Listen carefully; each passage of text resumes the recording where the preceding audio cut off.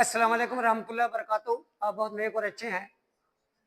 आपको मीना फातिमा री फातिमा की तरफ से सलाम पहुँचे। मैंने जो एक मौजू का इंतखाब किया मेडिकल माइक्रोबायोलॉजी में से एक बैक्टीरिया का मैंने इंतखाब किया, सेलेक्ट किया, उसको स्टेफिलोकोकस ओरियस कहते हैं। स्टेफिलोकोकस ओरियस जो बैक्टीरिया है, स्टेफिलोकोकस ओरियस बैक्टीरिया है ये स्टेफिलोकोकस का मतलब होता है ये अंगूर के गुच्छों की तरह होते हैं। इनकी शेप जो शक्ल होती है अंगूर के गुच्छों की तरह होते हैं। सोने की तारों की तरह होते हैं। तो कौन सी डिजीज काज करता है ये बैक्टीरिया स्टेफिलोकोकस ओरियस, और ये बहुत खतरनाक है, बहुत डेंजरस है, बहुत सी बीमारियां काज करता है। अच्छा, डिजीज क्या क्या cause? Infection of the eyelids, eyelid की इन्फेक्शन काज करता है। आईलिड की इन्फेक्शन में क्या क्या शामिल है? अस्टाई होती है, अस्टाई बिल्कुल लिड मार्जिन पर होती है। अस्टाई होती है, एक्यूट होती है और बहुत पेनफुल होती है, बहुत पेनफुल होती है। उसके बाद सर्जिकल साइट इन्फेक्शन, SSI, जो सर्जिकल साइट इन्फेक्शन है, जहां पर चीरा दिया जाता है, आंख के लिम्बस पे इंसिशन देते हैं और कोई सर्जरी के लिए एब्डोमिनल सीन देते हैं। ये इंसिशन देते ही ये क्या होता है, ये खून के अंदर एंटर हो जाता है।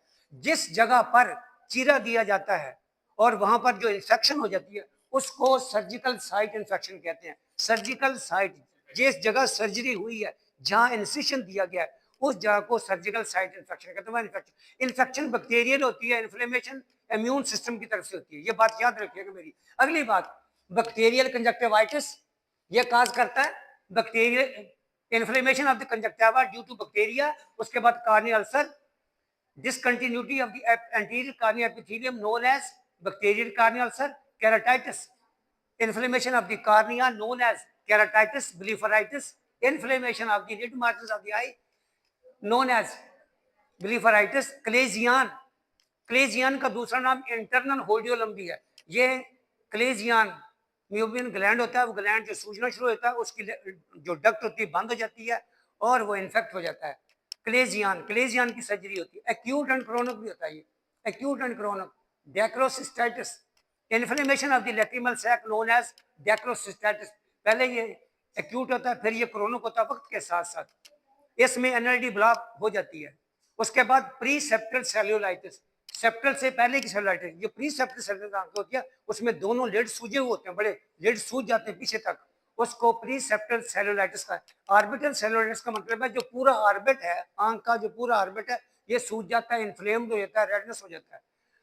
अब्सेस, इब्सेस, बहुत से स्किन के ऊपर अब्सेस काज करता है। Abscess and boils are caused by staphylococcus aureus के जरिए बहुत से अब्सेस और स्किन के अब्सेस बनते हैं और बॉयल्स बन जाते हैं, इसी वजह से बैक्टीरिया होते हैं। अब मैं नेक्स्ट स्लाइड पर आ रहा हूँ। Staphylococcus aureus causes various infections, abscess, food poisoning भी करता है, फूड को खराब कर देता है। एंडोकार्डाइटिस होता है। गैस्ट्रोएंटेराइटिस अंतड़ियों के अंदर भी इंफेक्शन काज कर देता है और मेदे स्टमक के अंदर स्टमक की भी इन्फ्लेमेशन हो जाती है, इन्फेक्शन होती है। ऑस्टियोमाइलाइटिस का मतलब क्या है?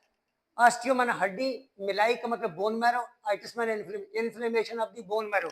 जो लॉन्ग बोन्स होती हैं उनके अंदर एक गुद्दा होता है उसको मिलाई कहते हैं, mellitus, inflammation of the bone marrow, osteo हड्डी, यानी ये जो बोन मैरो है इसके अंदर ये इन्फ्लेम्ड कर देता है, उसको इन्फेक्ट कर देता है। एंड टॉक्सिक शॉक सिंड्रोम, और ये टॉक्सिक जहरीला शॉक कहते हैं सदमे को अमूमी तौर पर। शॉक का मतलब होता है कि जो vital organs of the body हमारे हैं, ब्रेन है, किडनीज है, हार्ट है, लंग्स है, इनको ब्लड ना पहुंचे उसको शॉक कहते हैं। क्या कहते हैं? शॉक कहते हैं उसको। सिंड्रोम का मतलब होता है, सिंड्रोम का मतलब होता है एक group of complicated diseases known as syndrome.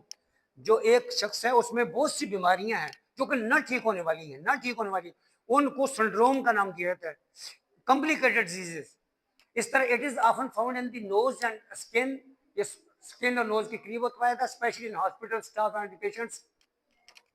Next slide जो है इसकी, नेक्स्ट स्लाइड पे क्या है, इसकी कैरेक्टरिस्टिक्स क्या है? ये ग्राम पॉजिटिव कोकाई है, ग्राम पॉजिटिव कोकाई इसकी ये कैरेक्टरिस्टिक खूबी है। हैबिटेट कहाँ? Habitat is in the human skin, बनी हुई इंसान की स्किन पर, इंसान की स्किन के ऊपर ये पाया जाता है और ये 25% होता है। इसी तरह इसकी ट्रांसमिशन कैसे होती है? Transmission is via the hands, हाथों के जरिए इसकी ट्रांसमिशन हो जाती है। हाथ से अगर वूंड है, वूंड गंदे हाथ लगाए जाए तो ये वूंड के अंदर एंटर हो जाएगा। पैथोजेनेसिस, ये डिजीज कैसे काज करता है? पैथोजेनेसिस का माना डिजीज काज करना, तो कैसे ये?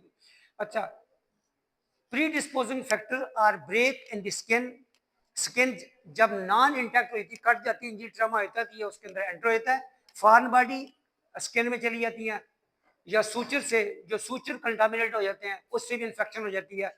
आईवी ड्रग एब्यूज, ये एब्यूज, इंट्रावीनस ड्रग एब्यूज, ये जितने भी पाकिस्तान के अंदर ये जितने भी सड़कों पर बैठे हुए हैं जो ड्रग का गलत इस्तेमाल करते हैं, जो ड्रग का गलत इस्तेमाल करते हैं, आईवी ड्रग्स का जो गलत इस्तेमाल करते हैं, अपने आप को खुद इंजेक्शन लगा रहे हैं, ये खासकर एडिक्टेड पर्सन जो होते हैं, जो नार्कोटिक्स के इंजेक्शन लगा रहे हैं, हीरोइन के इंजेक्शन लगा रहे हैं, आपको इंजेक्शन लगा रहे हैं, ये इंजेक्शन मुख्तलिफ किस्म के मिक्स करके लगाए जा रहे हैं अपने आप को, उनको कहते हैं आईवी ड्रग एब्यूज, और उनको बहुत बुरी इन्फेक्शन काज होती है और वो गंदी जगहों पर पड़े होते हैं, बैठे होते हैं। स्टेफिलोकोकस ऑरियस लिबार्टी डायग्नोस कैसे करेंगे? ग्राम स्टेन समीयर एंड कल्चर, इसका कल्चर लेंगे, वूंड से कल्चर लेंगे, और ये लिबार्टी फिर इसकी एक रिपोर्ट देगी कि इसके वूंड के अंदर, ये बॉडी पर, यहाँ पर जो है इसके स्टेफिलोकोकस ऑरियस बैक्टीरिया मौजूद है और वो ग्रोथ कर रहा है 48 आवर में, 24 आवर है, 48 आवर है, 72 आवर। ट्रीटमेंट की क्या है? Penicillin ji for sensitive isolate, इसकी ड्रग पेंसिलिन है।